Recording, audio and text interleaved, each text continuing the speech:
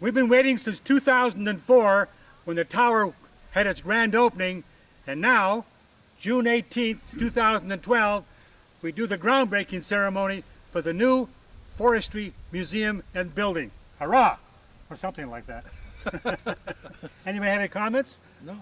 What do you mean no? Here's the first scoop. Here's the first scoop. There.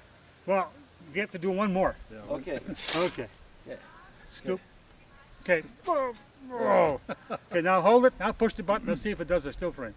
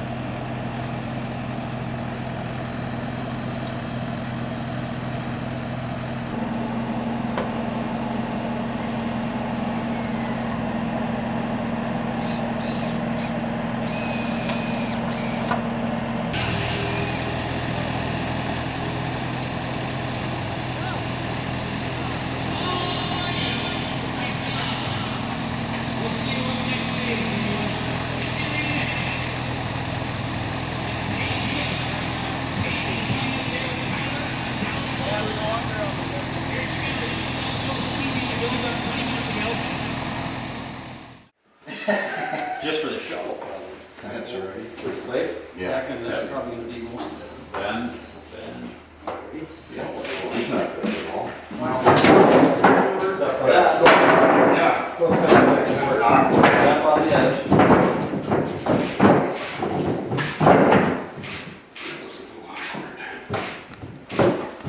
Okay. Wrap it all more. I think I'll go your way. Yeah. Now spin him a little bit. We can even measure that pan. And then Do we want him? The only thing is, before you move him back, you'll want to put that in there. Yep. Do you want some pictures with him?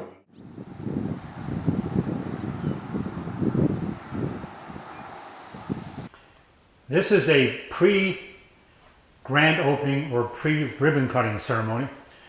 This morning at 11 o'clock on Saturday, August the 4th, we will have the official ribbon cutting ceremony for the new Forestry Education Center.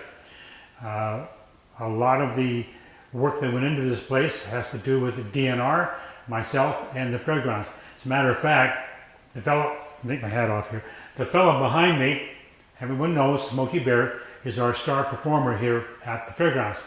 There's a small stage about 6 inches off the floor, and you're invited to bring the kids or your grandma and walk up on the stage, and you can go behind Smokey Bear, or you can go on the other side and have your picture taken with Smokey Bear. Now that's just one of several displays in here. The displays are here to honor the people in forestry, Minnesota Forest Service, Chippewa National Forest, and private forestry. The displays consist of a table with a variety of fire towers and brochures on how you can get a summer job out west in a fire tower. Now I actually point out to you before you take those jobs, some of them you have to walk to, some of you can drive to, some you have to go with a helicopter. But it is an adventure. I think the age has 18 years of age before you can join that. Anyway, you can find that out, what these summer jobs are, by coming here to the Forestry Education Center, or grab a brochure from the Forest Fire Lookout Association, and their website tells all this. Smokey Bear is our guest of honor, and as soon as we open the building, come on in with the family and take your photos.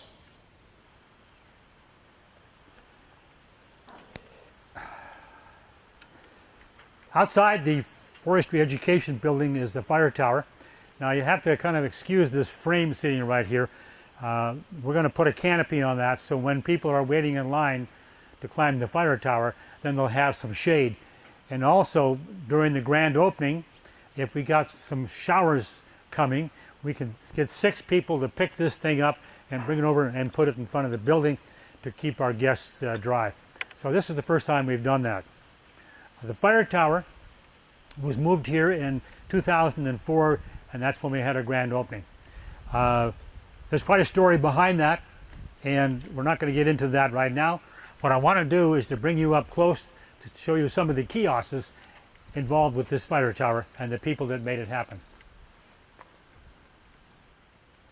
We have 2 kiosks here at the fire tower, and I want to point out a couple things. These are letters from a variety of people that lived in the area where the fire tower came from, which was Pinewood, Minnesota, and that's located about 20 miles west of Bemidji. These people that wrote the letters and their family were involved in building this tower back in 1937. The other photographs and items, whoops, you got one that's fallen down, we'll fix that later, are pictures of the fire tower being moved here to the site. And we also had a grand opening for that. The fire tower came on the surplus list in 2002, and I found out about it. It took us 2 years to get the tower from Pinewood to here, which is a story unto itself.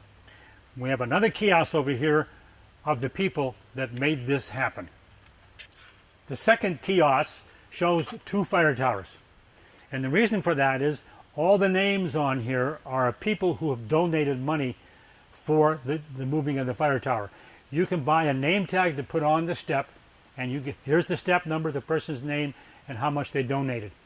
The platforms were $1,000 each, and the names of the people and corporations that donated $1,000 each are listed on here. The reason we have 2, because each step, you'll see in a second, has 2 name tags on it, a left and a right. And we did that because we needed to raise some more money. The funding from all these people and the corporations and businesses and donation is what paid for the moving of the fire tower from Pinewood to here. No county money, no fairground money, all privately done. Well, I want to point something else out. Mark Zeller and the Zeller family were the primary group of people who made the fire tower move happen. Now, Mr. Zeller passed away at an early age, and so the fire tower is in memorial to him. Also, this young lady, Rosella Copang, is the woman that worked in this fire tower for 22 years out of Pinewood. So these 2 photographs are significant with the fire tower. Down below here we have a number of what looks like military ribbons in different colors. Well, they are, except I didn't put spaces between them. And the only reason this is here is to add some color to the kiosk. Otherwise it would be kind of dull down here. Now I'm going to show you the steps and what the name tags look like. Now we have to keep a fence here because there's no climbing unless it's supervised. And we have some regulations that are posted on a board saying you have to weigh 50 pounds or be 4 feet high in order to climb the fire tower. So we keep it locked except for special events and tour groups. And of course the county fair, I shouldn't say keep it locked, we open it up for special events and during the fair.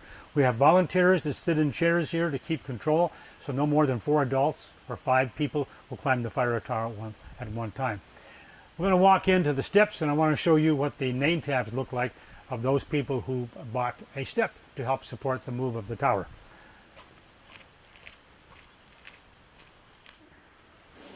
On these steps you can see green name tags, 1 on each side. We started at 105 steps, and number 1 is at the top.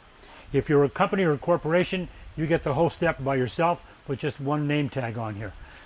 These people invested in this because they thought it was a worthwhile thing to save this piece of history. As a matter of fact, the word got out, and I got a phone call from a family in New York, outside of New York City, and they heard about it, I think it's through my webpage, and they bought something like 9 steps for their families. So we have a family group from New York on the fire tower.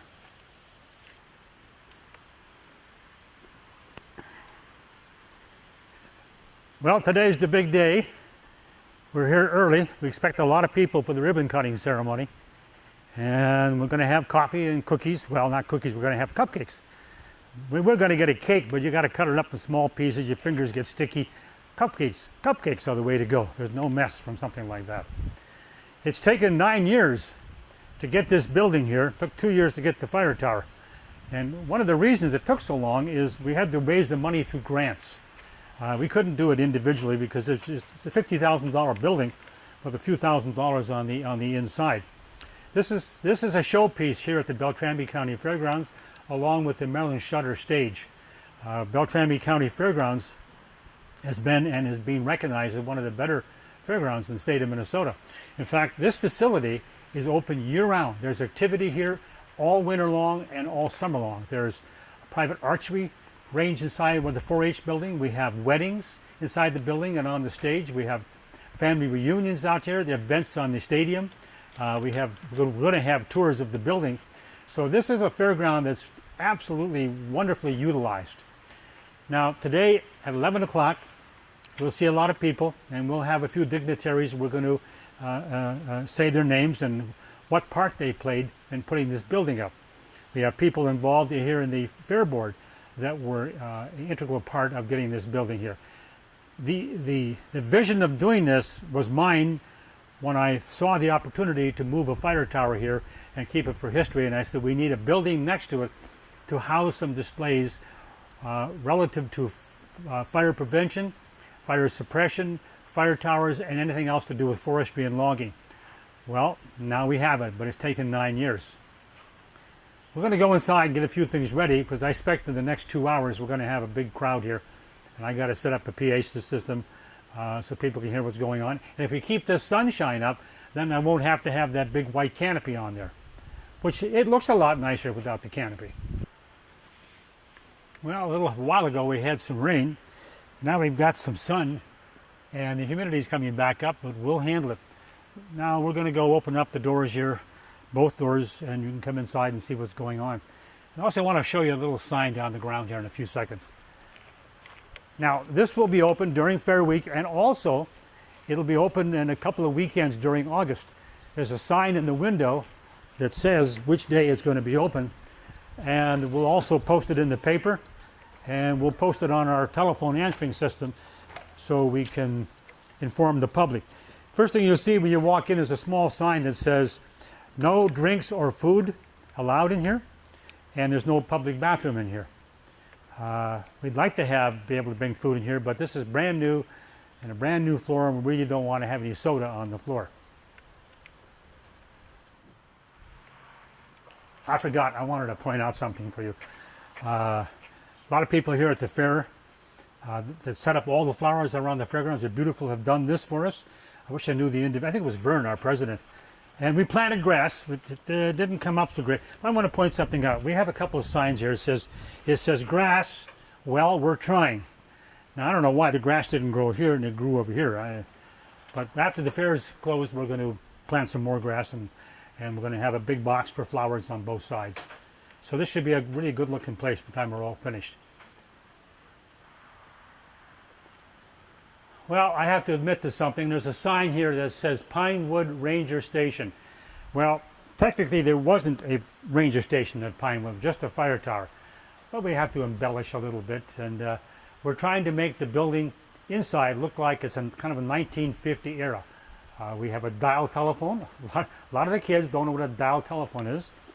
And we have a typewriter with a ribbon from 1960. The ribbon's still good, by the way. So the kids will know how we type letters before computers. And they have to know, and I can't find any, how do you make copies in those days? Carbon paper.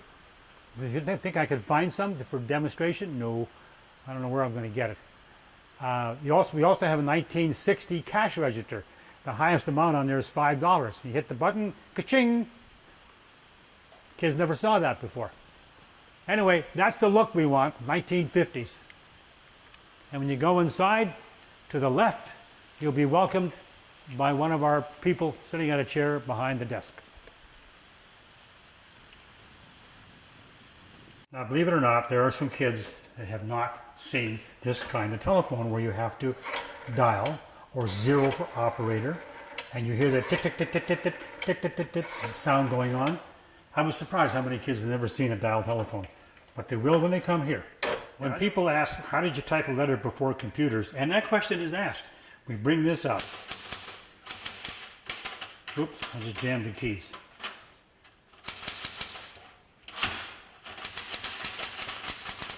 And they have a chance to do this and hit the keys and see what happens. And I'm just typing letters, not doing anything. And when you all do it to sentence, you have to push it back. Sometimes there's a bell going ding, let you know it's gone back. That ribbon is 25 years old, and by golly, the ink's still in there.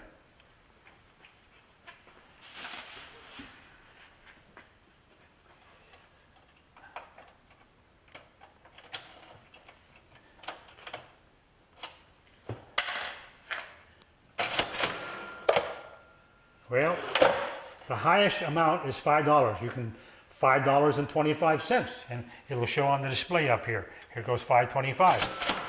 Someone says, well, what happens if it costs $10? Well, ring it twice. Well, we don't really care what's up here, just a place to put our cash. And a lot of people have not seen the old-fashioned cash register that goes ka-ching. Now you have. If you want to book a tour, just call 444-8969. That's the fair office, and we'll set up a tour date for you. Just remember, we open in August, a couple of days out of each week, and September and October. We don't want this facility to be just 1 week out of the year. We want to keep it open through the fall until the leaves fall off the trees, and then sometime in the spring.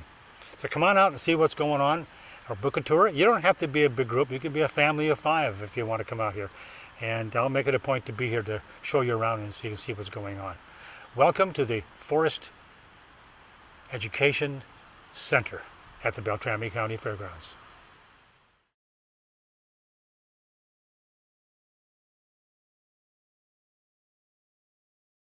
The Beltrami County Fair is now underway just north of Bemidji. The fair offers plenty of rides as well as chances to see crafts and livestock. A draft horse pull and motocross are among the events to see this year. And a dedication of the new Forestry Center is also planned for Saturday. The Forestry Education Building is highlighting the forestry work that happens in Beltrami County. And we have several exhibits by the Department of Natural Resources and Chippewa National Forest, and we have a Smokey the Bear in there that people can stand and take a picture by it. Lakeland News will have a booth at the fair located in the west entrance of the commercial building. You can stop by and see Lee Benson and Lacey Monteleone from 12 until 3 in the afternoon on Sunday. The fair runs from now until Sunday afternoon. The first day of the Beltrami County Fair also marked the opening of that new Forest Education Center, which is now located on the fairgrounds. Jamil Doneth is going to give us a look in and all around this new forestry facility, which includes some unique and even rare artifacts. This map is from 1941. About 9 years ago, David Quam had an idea There's a tremendous amount of displays. to create a place where people could come to see and learn about the vast history of forestry in Minnesota. The sign says education. So when you come in here, there's all kinds of brochures and pamphlets and maps to be given out to talk about the forestry era from the 50s till today. So on the first day of the Beltrami County Fair, the Forest Education Center officially opened its doors. It's turned out gorgeous. It really has. Better than what anybody really expected. The new facility, named the Pinewood Ranger Station, stands alongside the Pinewood Fire Tower, which was moved to the fairgrounds in 2004. There was 2 phases in my mind: to get the tower to save a piece of history, and then put this building up to do the displays on forestry. The Pinewood Fire Tower is one of 10 to 15 still standing in the state. That's out of 150 that used to be across Minnesota. But not many of them can you actually climb.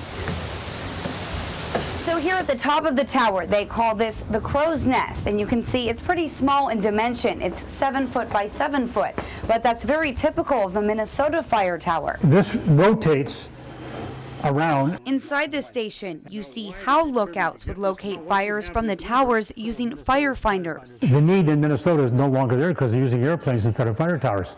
So this is extremely rare. Also a rare sighting, one of the only 70 Smokey Bear statues in the nation. I hope everybody can stop by here because they will definitely, it'll be a treat for all ages. The entire education center is set up to look like it came from the 50s. It's a building for forestry, like an old ranger station type of thing. Equipped with a vintage cash register, typewriter, and rotary phone. Smokey Bear's house. It makes it fun and a little bit more historic. From a bird's eye view to a close-up collection, it's a look at forest history from all angles. Jamil Doneth, Lakeland News. The official ribbon cutting ceremony will be Saturday at 11 in the morning. The Forestry Education Center will stay open through the summer and the fall.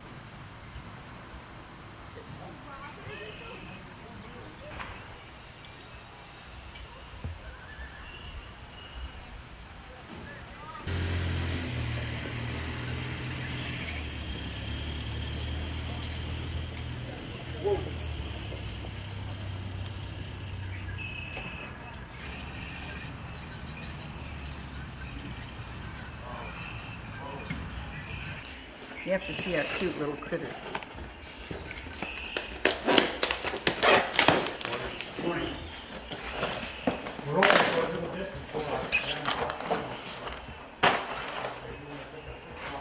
Lots of little critters.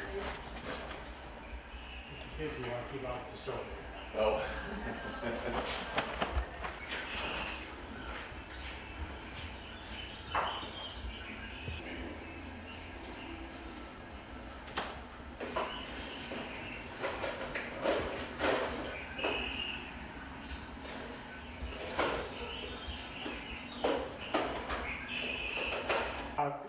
Can you train Barbara and Ron? We've got to have mark the pan salt and Get the whole bag done. yeah. Should have a second bag.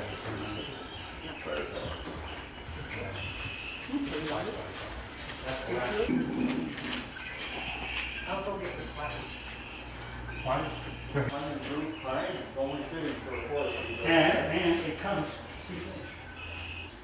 Ah. Cool. Okay.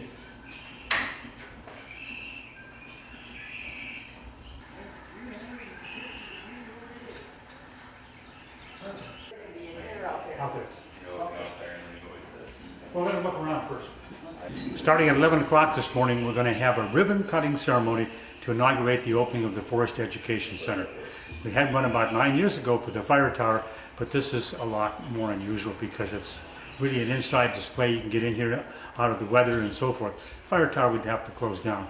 So at 11 o'clock sharp, because that's the way I do things, we'll have a few dignitaries from the state and local people and invited guests, people that participated in making this building possible. And of course, well, he'll be inside because he's too hard to get outside. We'll talk to him later. Welcome to the Forestry Education Center. I got these at Lucas. That's all Dave's. Yeah, that's all Dave's job. I just have With the little seedling in front of a giant pine. This shows the little ones that grow up to be the big ones. We protect our forests. Yeah. Did you notice this? This is a 179-foot white pine, Douglas fir, I'm sorry, Douglas fir. And this was back in 1927. And they climbed the tree, skinned all the bark off of it, then proceeded to put runs in all the way. Now this shows a picture. This is a 6-foot guy here. Look how little he looks compared to this.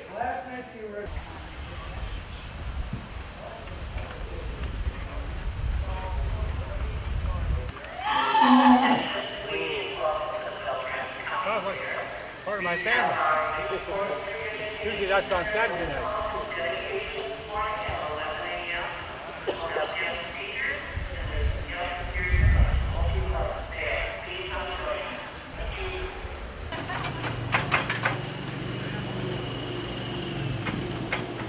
I want to see how hot it is.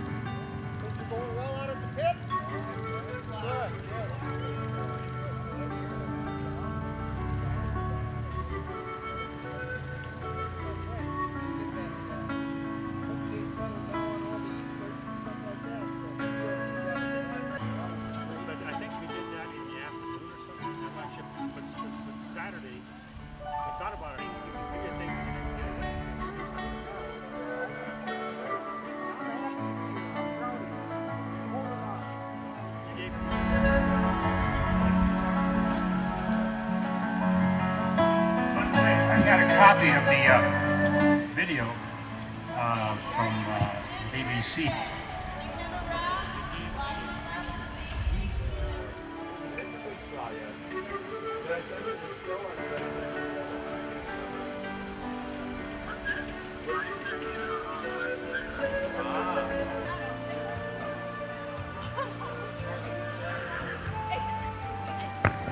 Ribbon cutting ceremony will be here in about 20 minutes. Welcome to join us. We're going to have a lot of people and some dignitaries. I want you to meet. Ribbon cutting ceremony at 11 o'clock. And coffee and cupcakes and soda and water and whatever.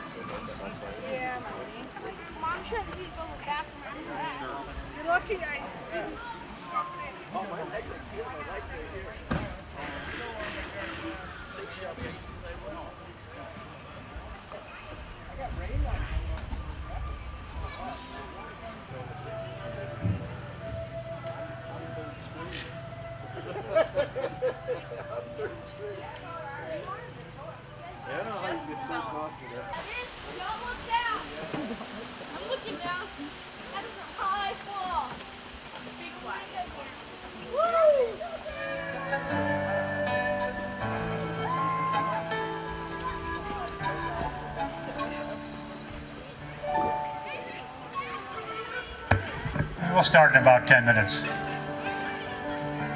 We'll have cupcakes and coffee afterwards, of course, and some soda and water, lemonade, whatever your preference is.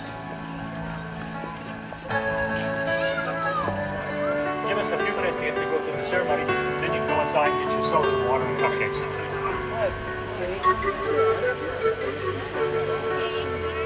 Hurry up and wait. In 5 minutes, we'll have a ribbon cutting ceremony out front here with some goodies afterwards. Please join us. 5 minutes. Good morning, Suzanne.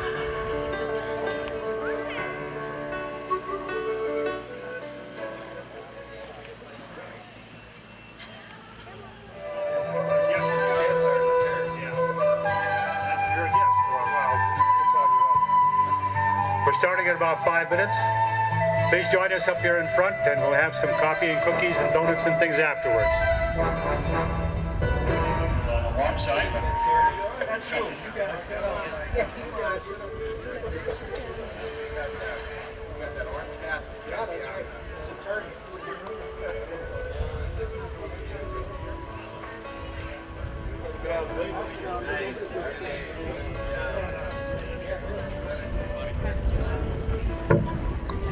Well, I checked my cell phone.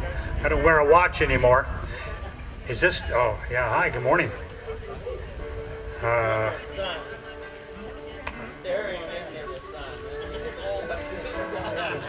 And let's see, Linda. We have a chair for here if you want, or if you don't want to be in the sun, that's okay.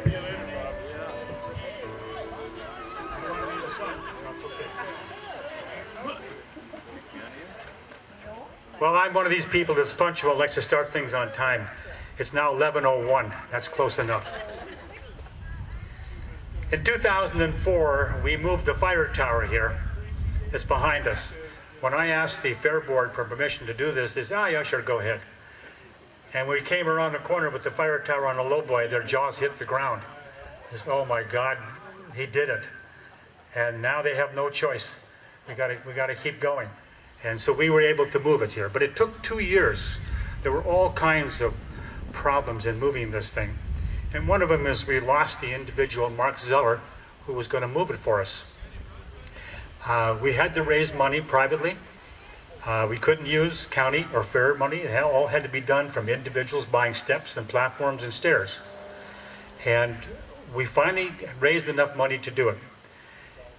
In the meantime, we had a gentleman by the name of, is Ken Hemp here today? Well, Ken Hemp works for the DNR, I think the property section, and we had to keep asking him to push the dates back because we had all these problems come up, and his cooperation with us was just unreal. And he worked with us because he wanted to save the fire tower too. But it becomes stalled again for other problems. And that's when this young lady next to me, Mrs. Linda Zeller, Mark's wife, stepped forward and said, what can we do about this to move it on? And she made a suggestion. Is Garrett Hansen here yet? He's on his way. Garrett, didn't recognize you. I want you to come over here, please. And the reason I invited Linda and Garrett is that these two people and the Zeller family were not involved, this fire tower would not be here today. And their effort put it on track. Would you join me in thanking the Zeller family and Linda and Garrett? And the photograph on the kiosk is of her husband, because it's a memorial to Mark and to Rosella Kopang, who worked the fire troop for many years. When I got the idea of having this building here, I talked to a number of people, and the fair board said, let's go for it somehow. I said, but we're not sure how we're going to raise the money. But I needed to have some encouragement and talk to people within the DNR, because this is an education center, and it's based on supporting our forestry people. You know, Fish and Wildlife, they get their PR all the time, and forestry doesn't. And I have a heart for forestry, whether it's state, federal, or private.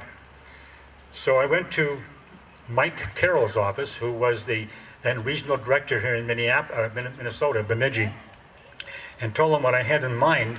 And I was basically trying to tell him that I need your help.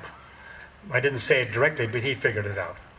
And we had some conversations over the year, and I said, we have to raise the money, but when we do, what can DNR do to help us out? And I said that I give you some contacts, and he did, and he contacted Larry Hamunga. Is Larry here by any chance? Haven't seen him? Okay. Well, Larry is the DNR Wildfire Prevention Coordinator.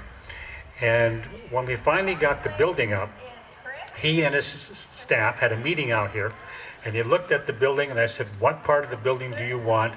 And he said, I'll take the corner.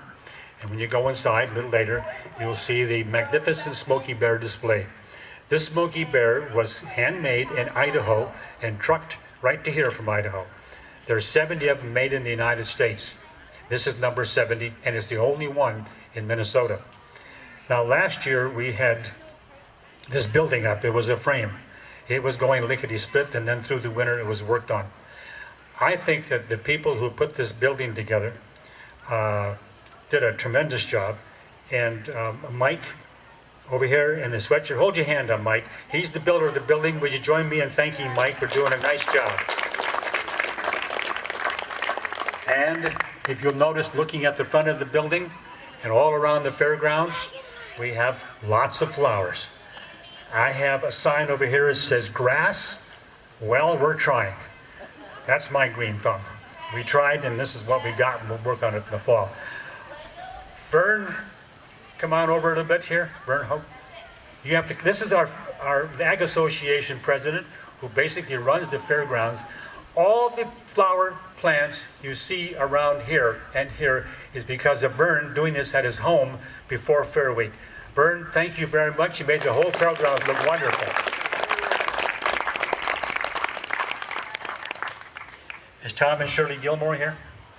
Okay, well, when the Fair Board went down to St. Paul, they discovered something new had come out, and that was called the, what was the grant called again? I forgot.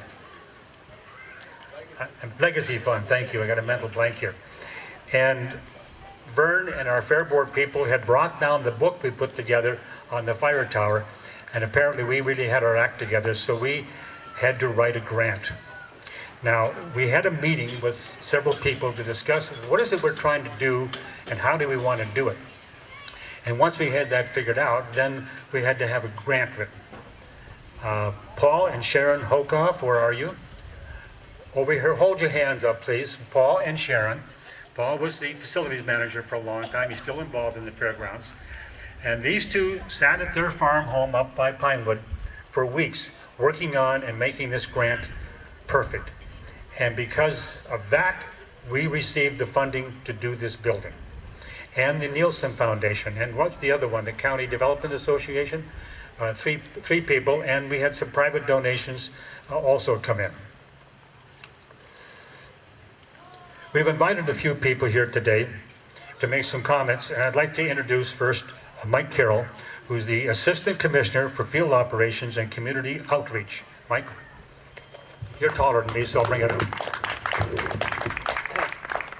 It's always tough to follow David, but on behalf of the governor and his Commissioner of Natural Resources, Tom Landwehr, we want to congratulate everybody on this building. It's a wonderful thing. It's a legacy not only for Beltrami County, but for central and northern Minnesota. It's an education center. That's why we've supported it every step of the way. And again, sincere thank you to all the staff that worked on it, to all the people that contributed time. And it's a tremendous team effort, and you're to be congratulated on that.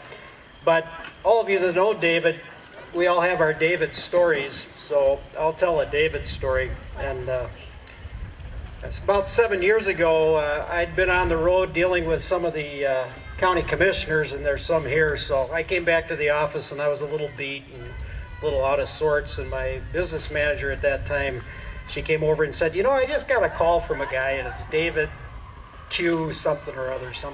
And I can tell you two things. He's pretty well organized and he's a pain in the you-know-what. But she actually used the persistent word several times. So David came in, we had a discussion, and of course we're all for this. It's tremendous. Again, the focus on forestry. As you know, the Division of Forestry doesn't work alone. It works in cooperation with the citizens, other units of government, the local fire departments, all type of things. So the history here and the cooperation with the other agencies is a wonderful thing.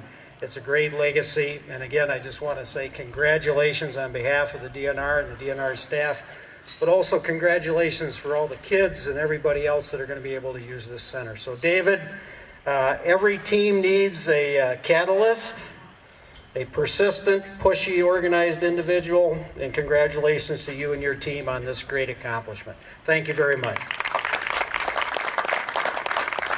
Thank you, Mike. I know our county commissioner, who has to be someplace at the same time, he's our representative here on the Ag Association, Richard Anderson.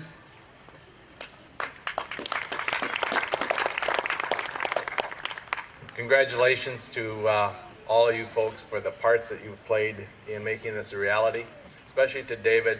I think the word persistent is definitely a good adjective to describe David.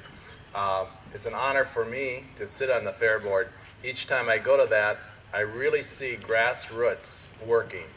These folks on this Fair Board put not just their time in, but energy and their whole self. So congratulations to the Fair Board and to David and to anyone else that worked on this project. It's going to be something that will be respected and enjoyed by many. Thanks, David. Thanks, Richard. Thanks, Richard. By the way, this is not open just during Fair Week. We're going to keep it open till fall. This is too nice a place just to have it 4 days a week. We have dates picked out for August. I don't have the dates for September, October. We'll have them in the newspaper and so forth. We invited Senator Tom Saxhog. I met him last year here running for office, told him what we had in mind. I said, I may be knocking on your door. Well, I didn't have to, but he's an invited guest. Tom, do you want to say anything? Are you? Well, sure, you can say something. About the donation you're on, sir. Well, I appreciate anything to do with forestry. You know, my passion has always been healthy, sustainable, multi-use forests, and and I think we all know that this part of the country, the northern Minnesota, that the forest industry is a big part of our economy, natural resource-based economy. And so places like this where people can come and learn about the forests are very important, because over the years people just sometimes don't understand what the forests are, how we maintain them, and how important they are to our economy in the northern Minnesota. And so any place like this that will educate people and get it done is very important. And so Dave Quam, thanks a lot. Appreciate it. Thanks, John. John Purcell's with us today. I cornered him and I had to drag him out kicking from his booth. He said, you got to see what we've got in mind. So it's kind of hard to drag somebody who's a foot taller than me, but I did it. And I pointed out what we wanted to do, and he said, well, you're going to have soil conservation. I said, you bet, when we get this thing done. So John and I talked. He shook my hand. He says, you got my word on this, so I'm going to help you. And he did. I wrote John a couple letters, and he gave me some answers and gave me some direction. John, would you like to say anything this afternoon? And thank you for coming here. Thank you. Maybe just reiterate what was said about persistence and David Quam, and he's pretty good at dragging people around. I think that's been well established in a good way. Just proud as I can be to be at the county fair in Beltrami County, the county I live in, and have this education center behind us. Just say this is a labor of love for a number of reasons, including that we all have a deep appreciation for our forests and what they mean to us. And we need education to be a big part of our forest history. So thank you all for making this happen. Happy to be part of it. Thanks, John. Got to put the mic back down a little. I also want to mention two other people. Mimi Barzin works for the DNR in Grand Rapids, and she was involved in getting the Smoky Bear displayed. I don't think Mimi's here today. Is there a Skip Drake here today? Oh, right in front of me. He almost bit me. Well, Mr. Drake, who one time was the manager of the Forest History Center in Grand Rapids, then became the, I call it, regional director for the Minnesota Historical Society. Skip has been my mentor when it comes to doing something about history. And as I talked about this building, Skip was encouraging me all along to stick with it and get it done. Skip is here today with his grandchildren. Mr. Drake, it's nice to see you here. And thank you for your input throughout the years. We have a Forest History Center display inside here. Now, did I miss anybody? Because I do make mistakes once. Now, we'll put it this way. I'm never wrong. I'm never wrong, but I'm not always right. A little fudge factor. So we'd like to invite Mike Carroll, Vern, Linda, and the Hokoffs here for ribbon cutting. Now, I don't have enough scissors, so you have to use your fingers. With the Hokoffs, Sharon, Mike, and Linda, you'll have to walk around through the flowers, I guess.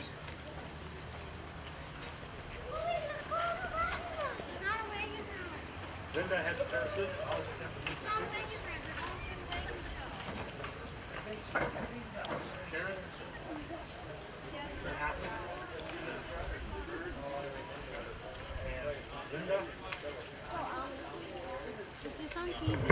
I get out of the way. I don't know where the practice came from of cutting a ribbon. I should have looked it up on the internet. But we have to have an official opening here for this beautiful building. And these are some of the people that made this happen. Okay, we got a pocket knife. Okay. Well, Forester's pocket. That won't, I have to tell you, it's probably not going to cut the ribbon. Oh, if you hold on, okay. So I'll do a 3, 2, 1 countdown, and we'll have a ribbon cutting ceremony and say welcome and come inside and join us. 3, 2, 1, snip. I'll use my fingers. Thank you very much for participating. Put the scissors on the counter if you will, and I'll pick them up. You're welcome to come inside, see what's going on, and our invited guests come inside for coffee, soda, lemonade. We have cupcakes and water and whatever. Now, some people, for our invited guests, have to be someplace, so I certainly understand that.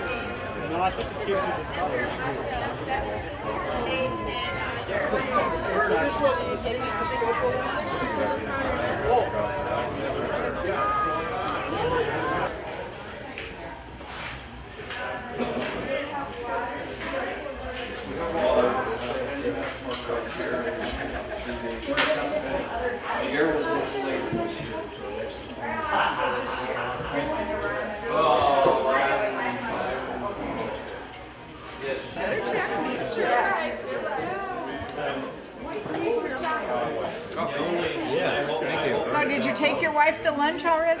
No, I haven't. And where are you taking her? I don't know. Stitsworth isn't out here, so I can't be in class. Maybe we'll go over to the Lutheran church thing. They are.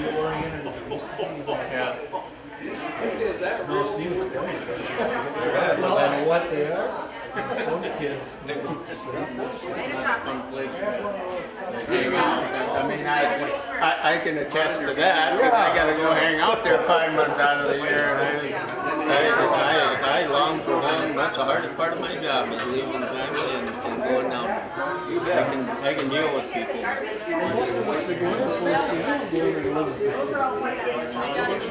Thank you. Kids don't have germs. That's right. Woo! Great idea.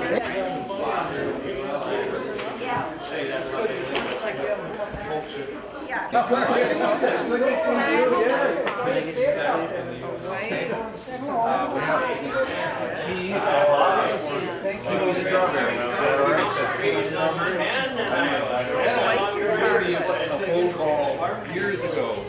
I can open it.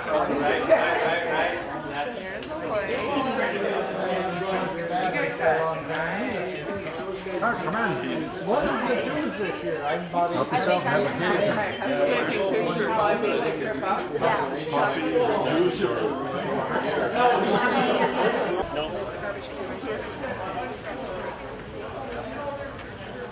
Yeah, John back.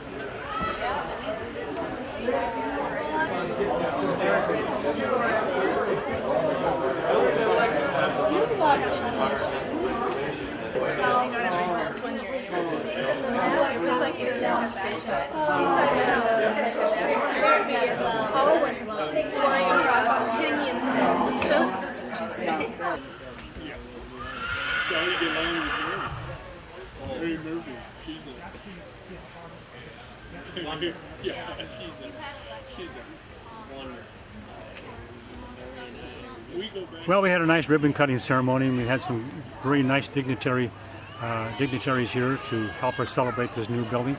And a few minutes ago, I was talking to the person that actually moved the fire tower here, because we want to redo some things on the fire tower. Last year, we gave out 700 squirrel cards to kids, and we know a lot of people didn't take the cards. This year, we had 1,000 cards printed up, and it's quite clear to me before tonight comes, Saturday night, we'll have over 1,000 people that climb this fire tower and experience it. I made a video one time where a family, a mom and dad and 2 kids, girls, were climbing the tower. So I followed them with the camera, and I was ahead of them. And I got to the top and I waited for them, had the camera running, and these 2 young girls come up and they're breathing hard and they said, "We did it! We made it! We did it!" I mean, that's rewarding when these kids have triumphed over this climb and they could barely look out the window and they were so excited. So was it worthwhile saving a piece of history and putting the fire tower here? If you see that video, no doubt about it.